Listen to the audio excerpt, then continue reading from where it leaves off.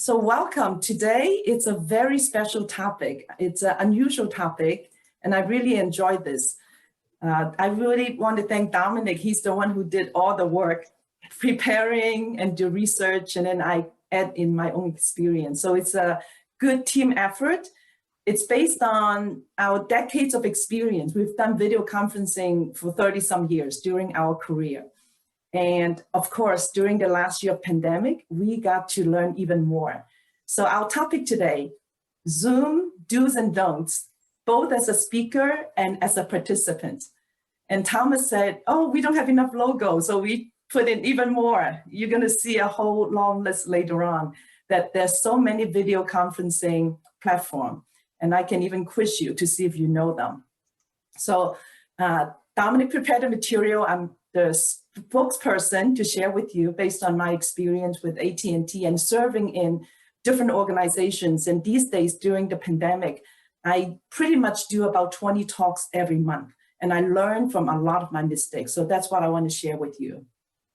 So here's a poll we're going to do. Start with a fun one.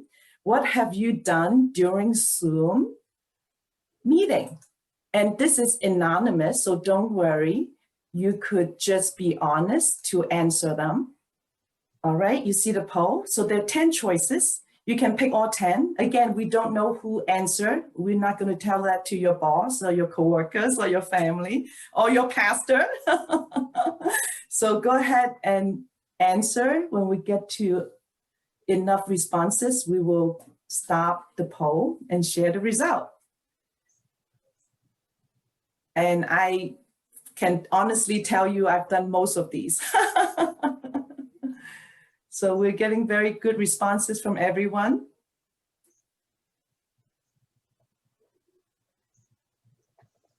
So almost there.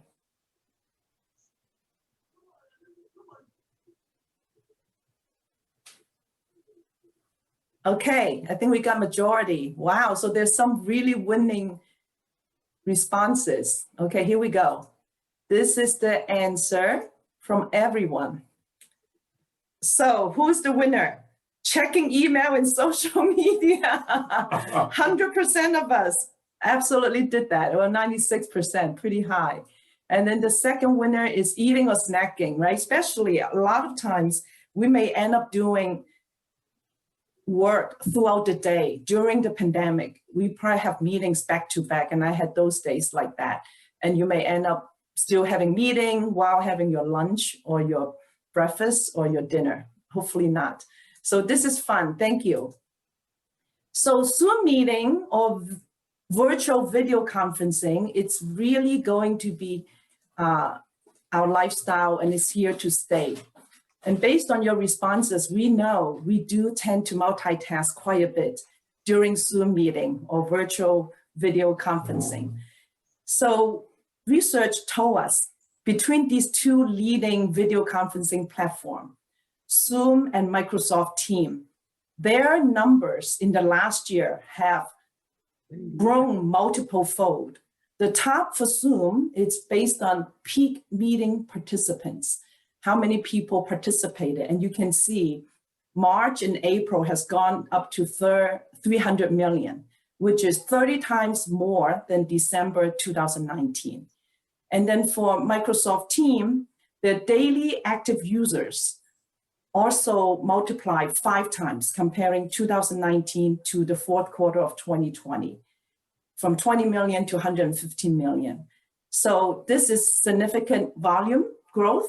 And today the report came out from Zoom's fourth quarter that they're expecting this year to have 40% sales growth. And the owner, Mr. Eric Yuan, has become many billion dollars richer. And I actually had the privilege of speaking with him to the same organization, Chinese Institute of Engineering in San Francisco. And he's really well respected in the Bay Area and now around the world. So what's wrong with Zoom, or what's right with Zoom? Like Vincent shared, Zoom is such a powerful platform that allow us and enable us to do many things that we couldn't have done because of the pandemic. So Zoom does cause quite a bit of challenges. that we could get fatigue from the Zoom. When we're too close to the computer and it's very intense, then we get tired. So these are some tips to help us to keep some space between the screen and yourself. And you see I have some space here, and many of you do have some space. And many of these things that we talk about now, you can practice while we are going through the talk. That way you can feel how it makes a difference. And also use an external keyboard so you don't have to get close to the computer. And that way you have some space, just like when you are in the real office. And what we're trying to do is to minimize the fatigue and allow you to have more real life experience as much as we can. And then try to minimize how much you have to see yourself. So when you keep seeing yourself real time, it's causing fatigue as well. So there's some tricks. People can hide the self view by clicking on your own picture and your profile and then remove that view. That's helpful. A couple more tips. Video chats usually will reduce our mobility because you kind of tie to the screen. So it's helpful when you have an external camera that you have some distance. And that way you can still write things or doodle or put it onto your, do things on your notebook. And turn off the video from time to time. I know out of respect and out of good interaction, we do like to have the video on. And yet it could get tiring. It's good to take a brief video break or nonverbal rest. So this is helpful. So to turn off sometimes. And I know some of you have turned off right now. And also when you are in a video chat, you could, get really stressed out. So again, turn off the video, can just be audio only. So today we're going to focus on how to overcome these challenges and get the most out of your Zoom experience or video conferencing experience, and how to present yourself the best, to show the most of your presence and able to even shine during the pandemic and really make a difference, both from the way you interact and talk to people, and of course, from the way that we behave and deliver our work as well. And we focus on the communication today. So I'm going to offer you a map, how to manage your technology, how to amplify your virtual presence through your body language and your visual cues, and how to plan your engagement so that we're not challenged by all the Zoom limitation and the absence of in-person interaction. So here we go. And we'll start with the Word of God. Colossians 3:16 remind us, let the message of Christ dwell among you richly as you teach and admonish one another with all wisdom through psalms, hymns, and songs from the Spirit, singing to God with gratitude in your hearts. So the Bible tells us that we can use all wisdom to learn about Christ and experience Christ. In the same way, we can use all wisdom to put the technology to use for the greater good, for our own good, and to glorify God and to bless others. So I'm going to ask Thomas, can you read 2 Peter 1st, chapter 1, verse 5-8 for us? For this very reason, make every effort to add to your faith goodness, and to goodness, knowledge, and to knowledge, self-control, and to self-control, perseverance, and to perseverance, godliness, and to godliness, mutual affection, and to mutual affection, love.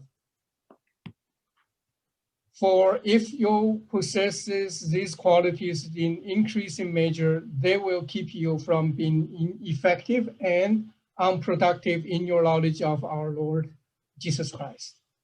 Thank you, Thomas. So this verse builds on the Colossians chapter 3 verse. And I, being an engineer, and I know many of you are engineer, I put it into a formula for us. So Peter told us to make every effort to really build on these 8 important qualities: faith, goodness, knowledge, self-control, perseverance, godliness, mutual affection, and love, and then multiply with increasing measure. And that's going to equal to keeping us from being ineffective and unproductive. We all want to be effective and productive during the time of working from home, using Zoom and video conferencing technology. So I would hope that we can put these 8 qualities in great measure as we learn about the different ways to build this map. So first we start learning about the do's and don'ts of video conferencing. Manage technology. So believe it or not, I worked on the early day technology of video conferencing. So this was an annual report from AT&T Microelectronics in 1994. I was on the team working on the video compression for video conferencing semiconductors. So this was a demo that we took as a picture between you see the team on the TV, this is old-fashioned TV and us, and they took a picture of us and put into the annual report. So video conferencing has been around for a long time, and during our 30-some years of career, we've used video conferencing all the time, and we work from home at least 1 day a week because we have people around the world and across the country. So we have people not always in the same office. So we're very, very used to this technology, and we learn a lot from it. And as the Zoom CEO said this morning, remote working is here to stay. And as we all realize as well, future of work is going to be here to stay. And even after the pandemic, after all the vaccine and all the precaution, which is a good thing to do, we still expect some hybrid mode of working in person and virtually from home as well. So you can see this study by Gallup showing the remote work during COVID was 62%. And then after COVID, very close, 59%. So how do we want to manage the technology? So we know there are all types of platforms. Some like some of the platform more than the others. So first thing we need to know about the different platforms, because you never know. You could be invited to a meeting using a platform that you're not familiar with. And I've used many of these platforms over the years, especially in the last year. Certain churches enjoy using Google Meet, so that's a new experience for me. And Cisco WebEx been here for a long, long time. And of course, Zoom is really the most frequent one. And next slide will show you all the logos that Tom has been asking for. And then in managing the technology, we're going to go deep in each of these areas. How do we manage the audio, the visual, whether as a speaker or a participant? How do you share content? And I know most of us should do that already, and I'll give you some tips. And then make sure we increase the engagement by using the whiteboard and annotation. I'll give you some example as well. So here's an annotation example. I just took a screenshot this morning. If you go to the annotation, when you share a screen, you'll be able to see the annotation and drop down, and you can pick all of these. And I just happened to pick a pointer. So you see the red dot there. And then this is where you can go. I was preparing for a introduction of John Maxwell's book in Chinese that just came in from Taiwan, and honored to write some recommendation for it, for the developing the leader within you. And I was looking at options. You see the screenshot of the more, and here's where you can do a lot more options of engaging and managing the technology of Zoom. So here are the many video conferencing platforms. And I can do a quiz with you. This morning I was actually in a talk. A speaker was giving us 15 different social media, and he did literally quiz us and ask if we recognize them. So you probably know most of them since we did list all the names here. There are the different video conferencing technologies that we would want to learn as they become available and maybe used in your meeting. So what are some best practices in audio? And again, during our discussion, you could play with it. Just don't talk into the mic, right? So people suggest to use the phone as the audio because it's better. I personally don't do it. I use the computer speaker. Is the sound pretty still clear, right? And that's how I do all my talks. And some people enjoy using headset. You see that in some cases. And definitely mute yourself when you're not speaking. Very polite and professional thing to do. And of course, if you're speaking, be ready to unmute so that people don't have to say, your mic is muted. So be alert and really be tuned to your screen. Is your camera open? Is your mic open? And turn it on and off at the right time. And then if you're giving a lot of talks and it's high stake and it's being recorded, you may invest in a good microphone. And Dominic did that. And we tried with it, and turned out I think the computer is still better. And then some best practice to manage echoes. Sometimes you hear echoes, right? It's very annoying. So the echoes could be caused by active phones or computers nearby. So make sure they're not too close by. And if someone is causing echo online and you can see their mic light up, then you can private message them or text them. And then if you do a lot of messaging to people in my call to work classes, we do small group discussions. So I would have content already prepared, then I can just copy and paste. So if there's any alerts and reminder, we call them gentle reminders to all the audience, we prepare those ahead of time, and then we paste them into the chat box. So that's helping to manage the sound better, to remind the participant what to do. When you share your content, the two ways to share them, you could share just a particular application like I just did. I shared a PowerPoint, and that's the only file I will show. There are times that when you're in a meeting, you have to share something from the PowerPoint, some in a Word, or some Excel, some email.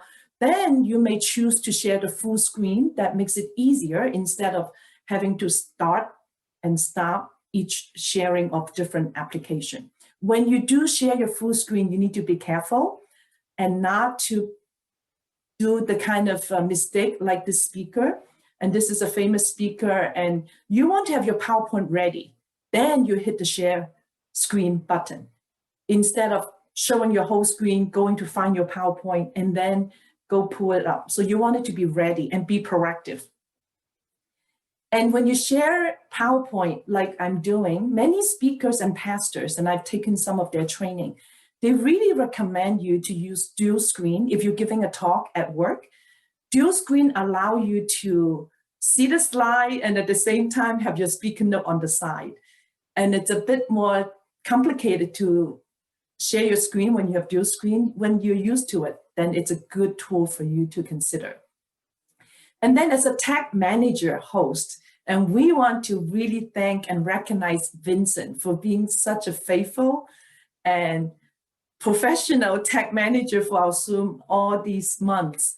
So Vincent is our host managing our Zoom.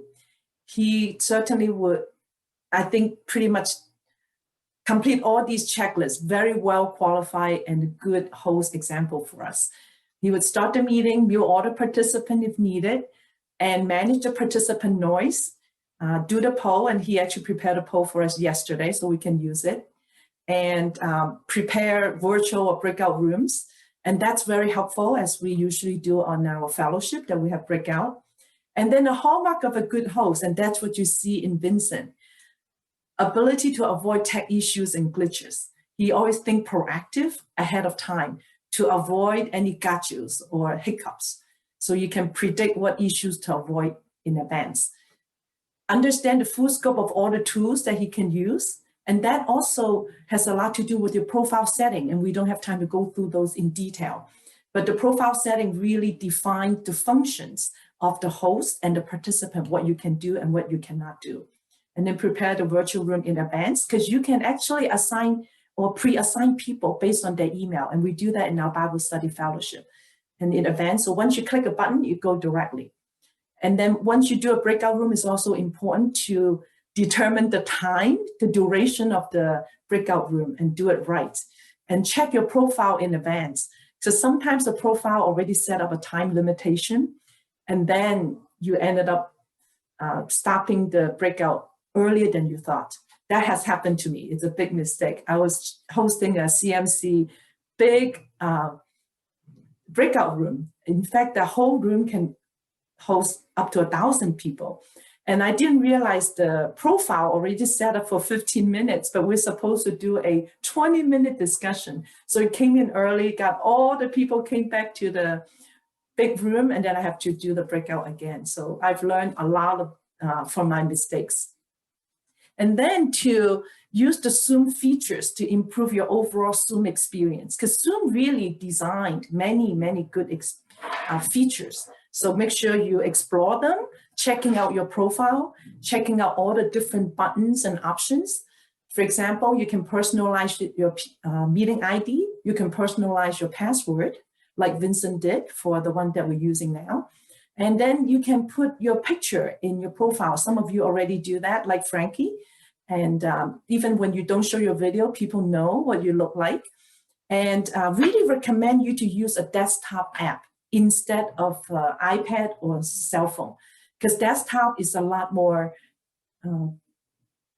flexible and is more stable and allows you to do more things with it. And especially if you happen to share file, that's much, much easier and reliable. And add a filter. So I did that today. You can go to the video option. I'll show you the screen where it is. And you can add a filter and you can kind of look better. I have never really tried much of that. And I just started doing it today. Of course, you test your speaker, your mic, and use the mute as we shared earlier. And if there are other audio distractions, make sure that you avoid those echo. Get ready to share. And record the meeting. So there are two options. You can record the meeting on a local computer, so you can get the file directly. And I'll show you with recording on a computer, you can do more things with it. And I'll explain. And most times you can record on the cloud, and then the Zoom account owner will receive the link right after the meeting. And that can be used to share with others or put into YouTube. And that's very common for talks that we give, and you can then put it into different websites. And then easy to bring someone into the Zoom and ask them to join you. So here are some examples of screenshot. You can put your profile picture in when you sign in. And then here in the select a camera, the video option, you have the menu video option. That's where the video setting and the filter comes in. And also will show you a lot of options with virtual background, which is fun. Just like Thomas, very fun virtual background. So this is a virtual background that a friend who's an architect in Dallas designed for me, and we'll explain why this is a good virtual background. And this also gives you an idea how we want to show the face, like how I am. There's 1/3 of a space still remaining on your head, and that you show about 2 or 3 buttons if you wear a shirt, and that's the space that you want to show. And then for local computer recording, that allows you to have an option to move the size of the speaker. And that would be someone else who would be doing the recording. So I've done that often when I give a talk that may be pre-recorded, or even during the live talk. Then another coworker will be recording. If you record in the cloud, you don't have that option. You record on a local computer, you can move the screen of the size of the speaker. And this is what we usually do. 1/3 is speaker, 2/3 is the slide. And this happened to be a parenting talk I gave, and that's a good example. So that's about managing technology. Now we're going to talk about the do's and don'ts on amplifying your virtual presence. A lot of these actually apply whether you're in person or virtual, and it becomes even more important for virtual. And I look forward to practicing these with you in the coming weeks if you sign up to do presenting during this fellowship. And we would like to help all of us to improve and become better, and how to put these into practice. So start with the virtual background. So the virtual background, you see 2 main types, whether it's the blurry ones or the sharp ones. So there's reason for the blurry. Wonder why? Because you don't want people to draw the attention to look at what's in all your sharp background, look and check out what is in there. You want it to be blurry just to show roughly where you are and not distracting them, so that they can still pay attention to you and to what you're speaking on. So the motivation is to remove any potential distraction, to really strengthen some company or personal branding. So you see the one behind me is Call to Work. That's our ministry. And that's what I want to strengthen, so people know and go into this website to get resources for what they need when they need it. And it's also fun. During the same meeting, if it's allowed, it's actually fun, especially long meetings, to change your virtual background and make your Zoom day, or from meeting to meeting, try different background. And depending on who you meet with, if you're in a professional meeting, you want something very proper. If you're meeting with some friends, and I often meet with my one-on-one mentee, and they would, by the way, always record so that they can re-listen and replay what we discussed in the one-on-one coaching.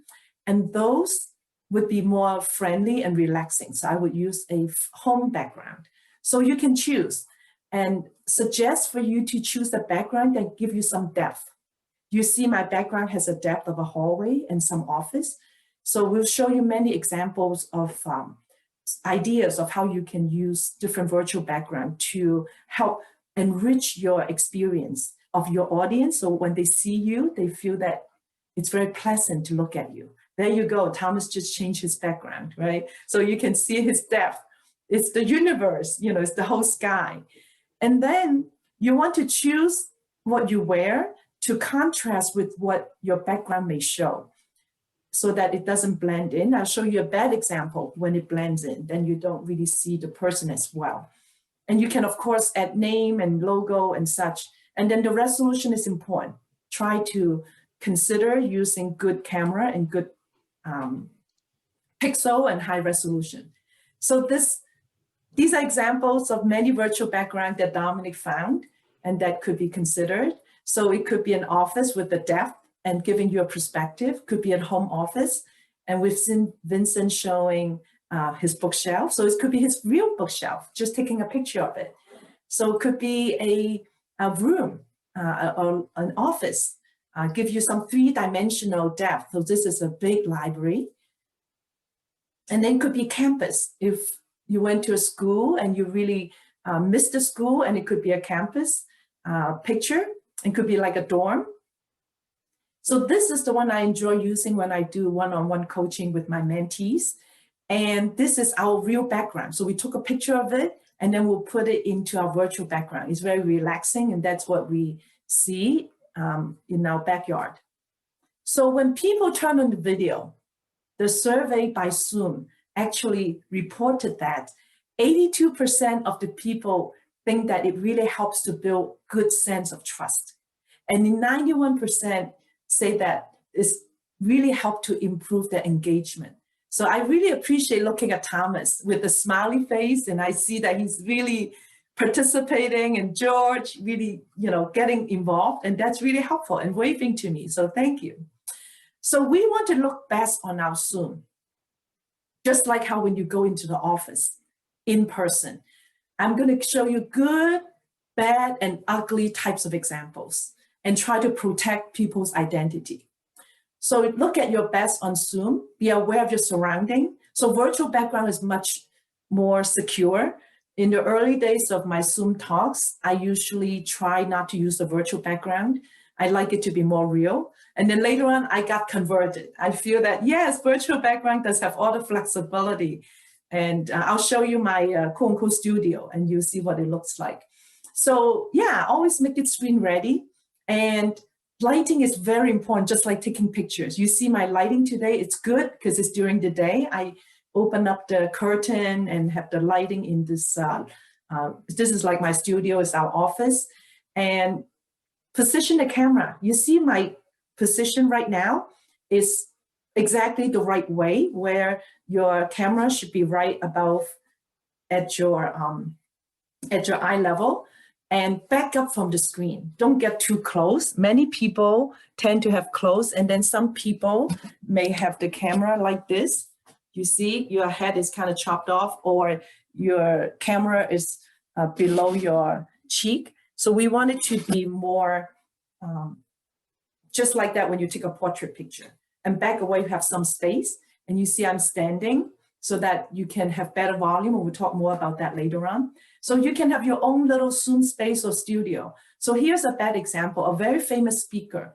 And I wish someone would tell him that he actually did not show his face fully, and he's in a dark room, and he has one light just on the one side, which really is not even. You want the light to be evenly distributed.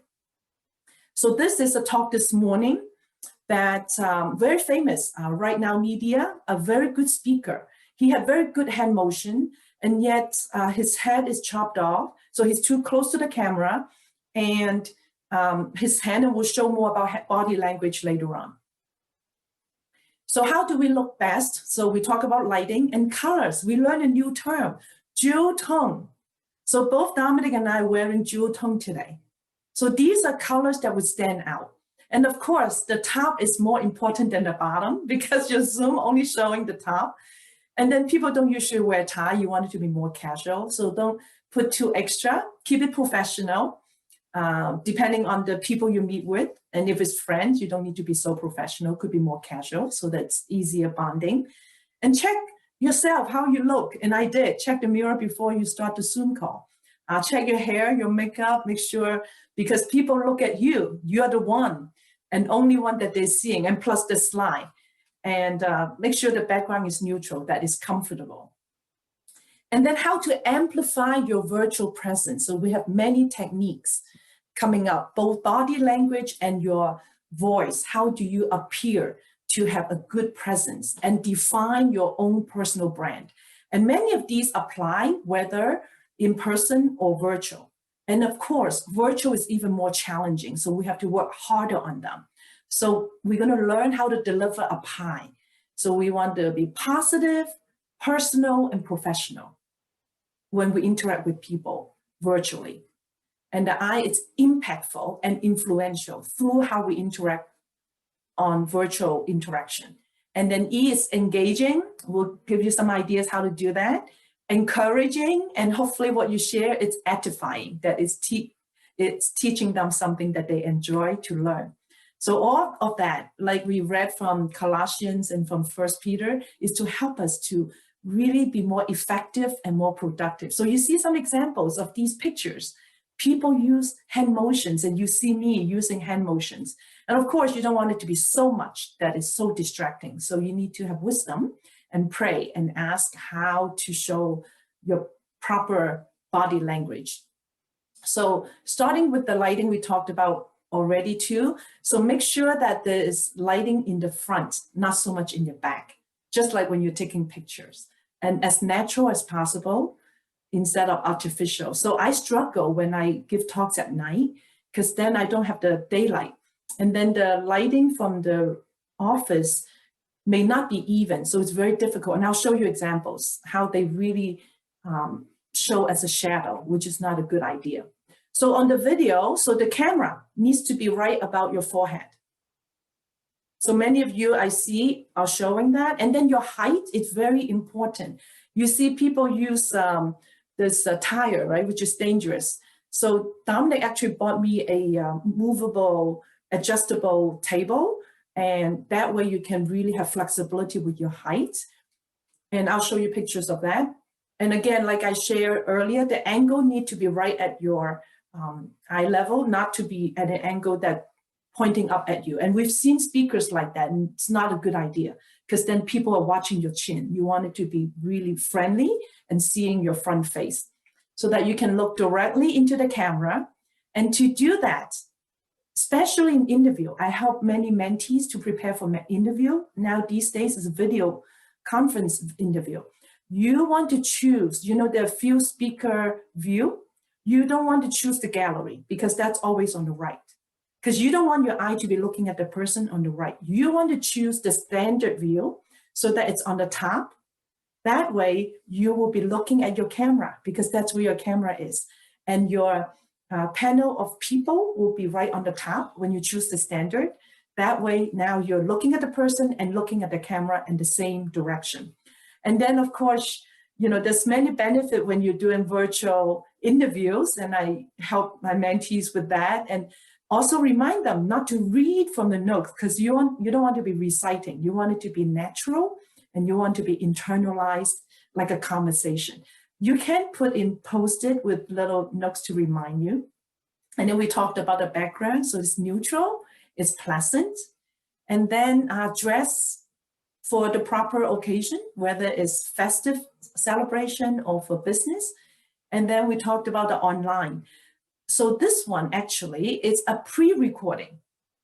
So when I do one-on-one with my mentees, I encourage them to use English, and that way they can re-listen and replay and know how to improve on the English. In the same way, when you're getting ready to give a talk or present, it's helpful to record. And that's true whether virtual or in person, right? And I know it's painful. It's painful to watch yourself. So here's an example of a setup. So this person has two monitor, and you see the remote keyboard, so you can have more space. They have different height in this table. You see they have a front light, and I'll show you mine later on. And then also they have a clip to hold a cell phone, which is helpful. So here's my cell phone, because I also sign in to the cell phone to make sure my slides are showing, because there are many, many times my audience would tell me, oh, your slide got stuck, somehow there's some glitch. So now I'm actually watching my cell phone. So it's helpful when you have a holder of your cell phone and you can watch what you're actually presenting. And then you see this person have two lights, right? That way the lights are more even. And this seems to be a dark room. So this is an example. So this is mine. This is my office. This is what I'm standing behind right now, or in front of. So you see, this is the desk stand that Dominic got me. You can adjust the table height. And then the metal piece is also adjustable, angle, both vertical, horizontal, vertical and at an angle. So it's very helpful. And you see, this is the light that I would use at times. And you need to be careful that it doesn't just shine at you, because then I've seen, and I'll show you example, then I got a reflection on my forehead. So in the old days, I would use the real background, and then these two pictures could get distracting. One is the 316 of all chapter 3, verse 16 verses in the whole Bible, all 66 books. So except for the book that don't have 3 chapters, right? So it's really good poster, and that could be distracting. And so at the end, I got converted, ended up using a green screen, because a lot of these talks, they ask us to use a green screen. So Dominic got me this green cloth and a whole stand that you can clip. And of course, we don't show the green screen. This is to show you the real background that I'm standing behind, in front of. And then you see the light. And then this is another angle of that. And you see those are the light. And then actually these light and the round light, there's a clip, actually a screw that you can actually screw your cell phone right in the middle. So it's right in front. Some people use the cell phone to record. So that way you're right looking at the phone and the lights and then recording yourself. So here's some bad examples. You see, I struggle with the nighttime. You see the shadow? So these are all not good examples. It gets a little better and better. So I was playing with the light, and then when it's too bright, you can see a reflection on my forehead. So those are bad examples. And then this is much better when I went outside of the office here. And that way we have much more natural light, and you see the picture actually look much, much more natural. And so here's some example. And so this upper right picture is actually a screenshot from a Zoom. So that looks better. Now here's a bad example of my color is blue, using a virtual background of blue, so it's blending in, so it's not a good idea. So this is much better, right? So this is a good example. And this is good too. So this is our virtual background for our backyard. So this is good to be having a contrast. So here's an example of my other speakers. In every Sunday, we do a parenting talk. And these are 5 speakers. You can see examples of all these speakers. And I took the screenshot actually without notice, and it's more natural. And you already see that people are quite ready to show how they are. So this is, there's pastor, there's 2 doctors, and there's vice president. So we have, different background, and yet people are already very used to it. So this is an example. And then when you do Q&A, for example, this Q&A, 400 some people, we need to stop sharing so that people can see you and you can see them, instead of picking the slide space and you don't see them very well. So in Q&A, you want to stop sharing. And then your virtual presence. This is very powerful and practical coming up, whether virtually or in person. Really watch out the rules of communication, that Mr. Moravian came up with, and people always quote him all the time. And this came from UCLA back in the 1970s. We always remember these three numbers: 55, 38, 7. 55, 38, 7. So for us, Asian Americans, we work so hard on the 7%, which is the word. Learning to use the right word. It's already a big investment for us. And yet it's only 7% of making an impact on our first impression with people.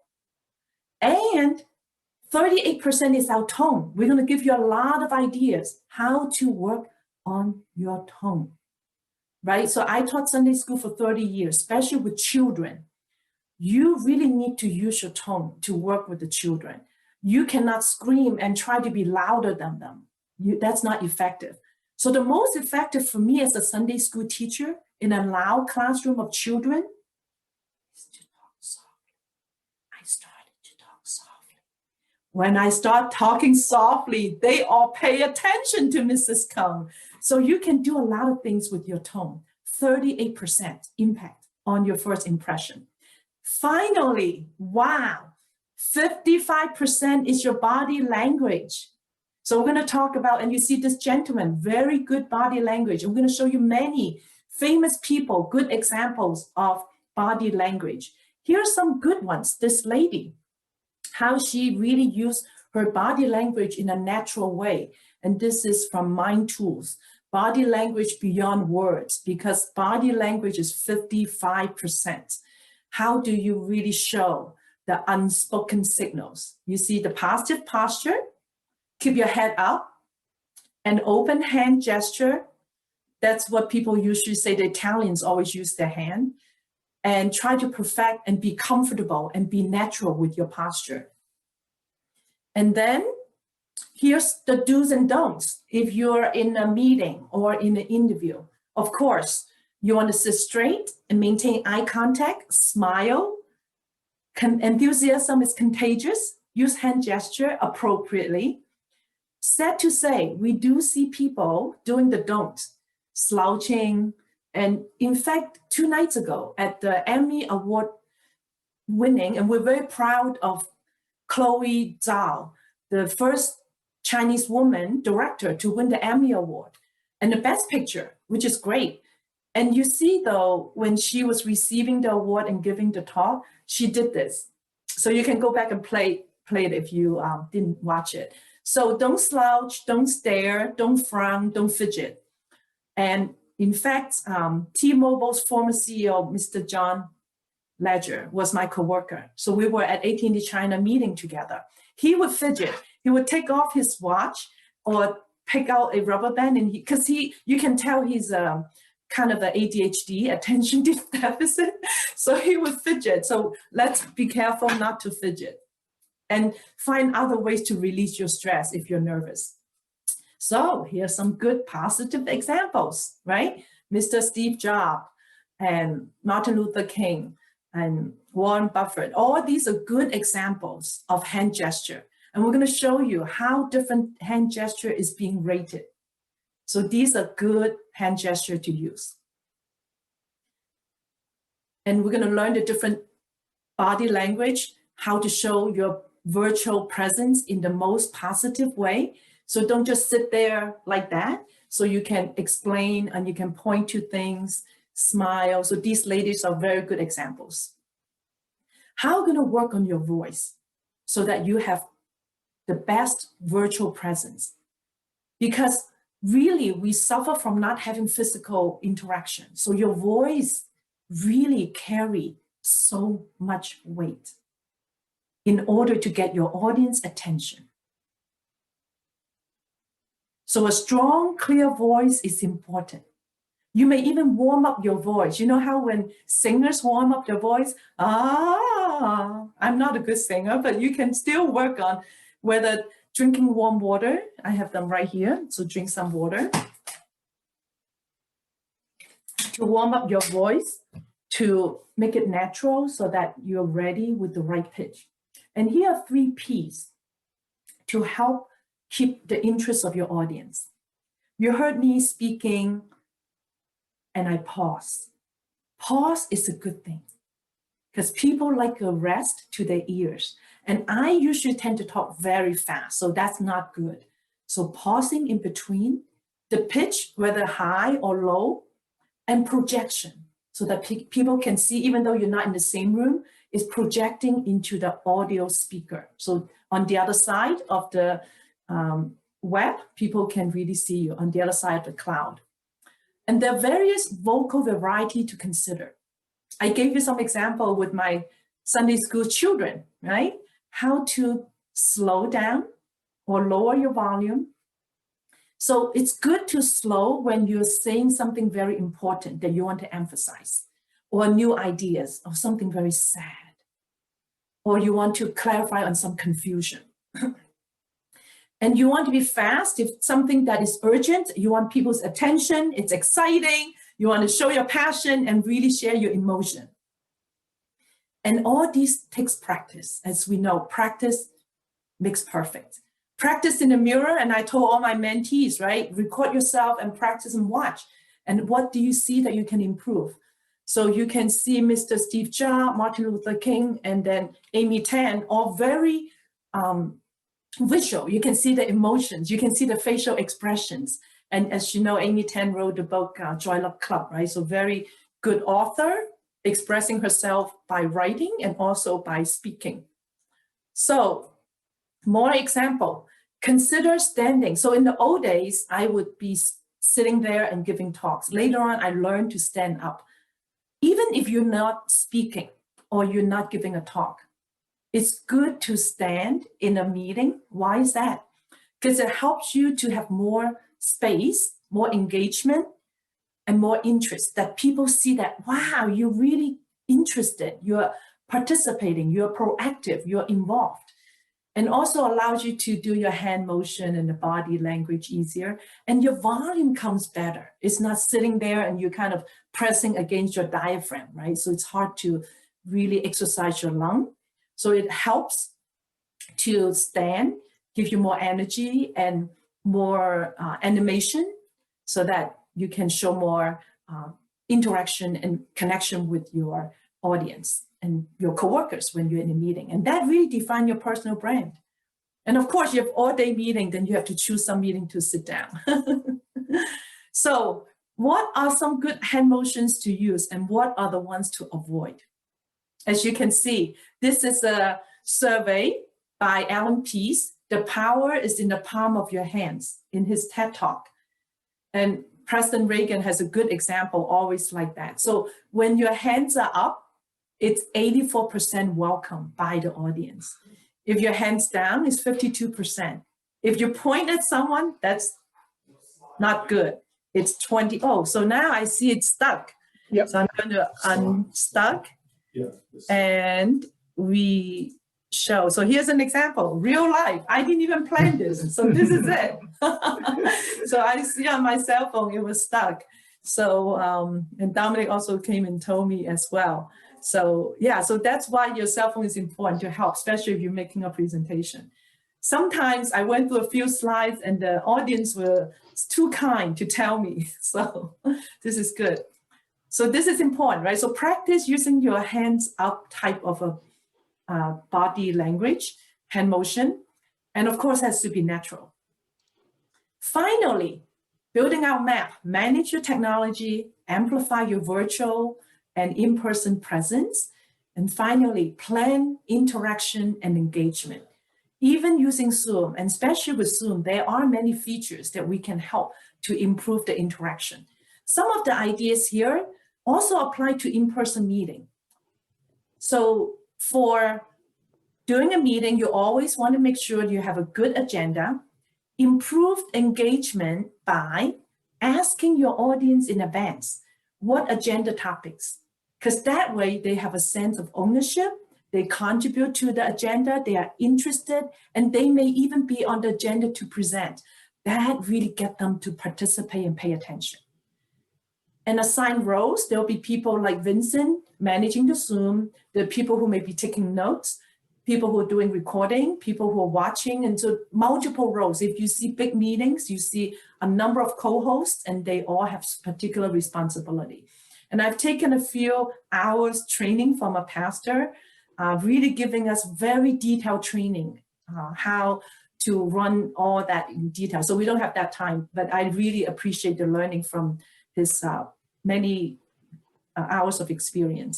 And of course, poll like we did in the beginning, so that to get a sense and draw us closer in our distance or virtual distance, what is the audience thinking, and do polls. And it's also good to do poll in between your talks. So today we didn't do that. Sometimes we would break out a 1 hour talk into maybe 2 or 3 sections because people's attention span is limited. And in between, you can do Q&A or you can do poll in between. And then you can call out people like I did. I called Thomas out, I called George out, and Vincent and others. And that way they are kind of on their toe and know that, oh, they could be called out and they would contribute to our discussion. More ideas to increase our engagement. So do the poll, like you saw earlier, could be single choice or could be multiple choice. And for sure, they're anonymous, so people feel more secure, more relaxed to tell you what they really think. And the breakout rooms are very powerful. In my Call to Work class series, we have breakout rooms for large classes, whether 100 people or 70 people or 30-some people, we still break it out into small groups so that, in fact, we have a year-long small group relationship. So the small group leader and the group of members become good friends and good partners with each other. So we are now learning as we do more Zoom, it's not just about talks, because that's only the initial part of it. More importantly is how much the audience is taking, discussing, and applying them, and then sharing with others. So really go through this whole learning pyramid from 5% to 90%. So we do that in class structure so that we can really build a relationship and make the learning real into their personal life and help them to be more engaged. And then encourage everyone to show full video. And of course, sometimes you can take a break from it.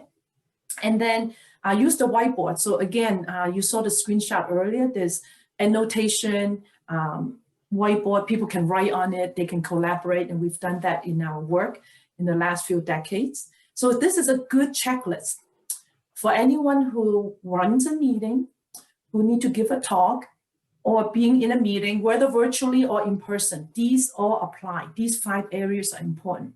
Who are you speaking to? Who's your audience? What do they care about? So I'm hoping I'm speaking to a group of people who care about how to be their best in Zoom, how to have the most virtual presence so that they can make a difference in their work and define a personal brand that you couldn't have done when you're in the office. You can show yourself as positive and delivering that pie that we talked about. And what is the outcome, right? Always begin with the end in mind. What result do you want? So that you can design your agenda accordingly. And then think of a fun opening. In our case, we had an opening prayer or opening stories or something to give them some attention. And also tell people who you are. So I have a slide to introduce who I am so people know. Do you have the credentials to speak on this topic? So, oh, okay, so you do have opportunity to give different talks or different topics. Oh, so you do have the credential if people don't know you. And then at least have some supporting materials. And 3 is always a magic number. Some examples, stories, to give your point some credibility, some logic that you could really convince people with. And finally, closing. A meeting is a success only when you have a summary closing and follow-up action. So when I do one-on-one with my mentee, I have a whole process. So I would tell them what they need to do before the meeting, how to prepare, and send the agenda and allocate the time and such, and define the purpose of the meeting, and basically do all these 5 things. And then during the 1 hour one-on-one, they are responsible for running that meeting, so they own it. And then at the end of the meeting, they would summarize and do a recap of what we learned, what we discussed, not in detail, not to write a book, just main points. And then what are the call to action so that they follow up. Otherwise, the time will be wasted if you don't have call to action, right?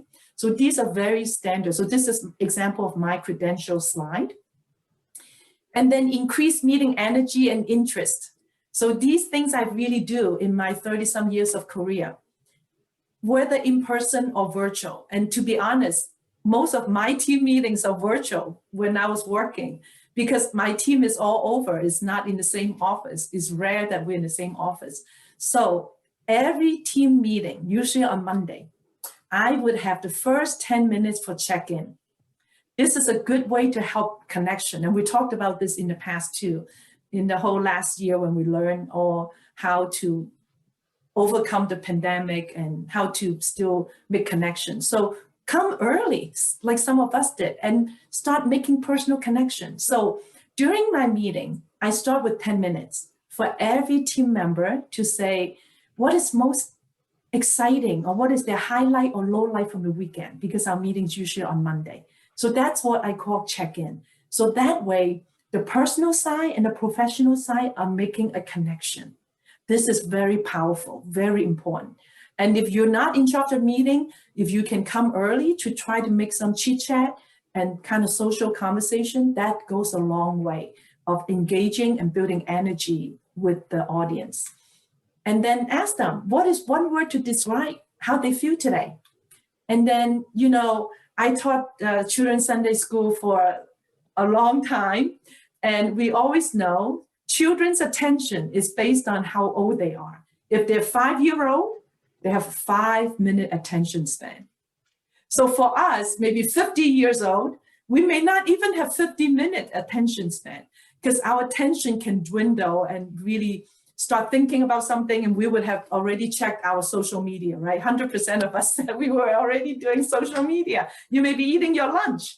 I understand, no problem. So we need to figure out how to change topic or change the state. So we do that teaching children. We change the state and change different activities so that they would feel energized and interested. We're almost done. So when you are working from home, oftentimes people may be coming in, giving you food, talking to you. So here's a way to manage distraction. Put a sign up, whether it's red or green, so that your family would know, are you in a meeting or are you open to conversation? So these are really good ideas. So in summary, we share with you how to build your map and build your personal brand and make the best of your Zoom virtual video conferencing experience, to manage your technology, to amplify your virtual presence, to plan your interaction and engagement properly. If you forgot a lot of the things, we have one slide to summarize for you from Stanford. These 5 things, at least to remember: well-lit face, avoid distractions, check your system to make sure everything is working, mute when you're not speaking, and when you send out a meeting invite, always include a Zoom link so that it's not a typing in, because typing the numbers is pretty annoying. Once you have a link, it's much easier. And especially when you're in virtual background, you see my hands. If you're in a virtual background, try to do hand motion in front of your body, because if you go outside, then sometimes you will lose your hand. So just to close out, if you're interested to learn more about our ministry, call towork.org. Has a lot of recording, video, 5 minute, 3 minute, 9 minute, an hour. And this is our WeChat group. If you like to learn more talks, whether from this fellowship or from other speakers, this WeChat group will share the different talks. And we have resources to encourage you, to equip you as a leader and expand your network. So here are some examples of different videos. And the one on the right is done by Lausanne, the organization that was started by Billy Graham, John Stott back in 1974. So I was part of a group of 10 people being recorded to talk about what is faith and work. So it's a very, very good video set. They're about 45 minutes in total. So more different talks. So communication, there are talks there about how to really put your best communication skill in practice, like A, B, C, D, E, and how to do one-on-one with your boss. And I sent that to our fellowship group last week, since we talked about performance appraisal. And then we offer weekly devotions. Every Wednesday, we send out a devotion, very short and sweet. Bible verse, commentary, and application. So feel free to go to our website and sign up, and you get it every Wednesday morning.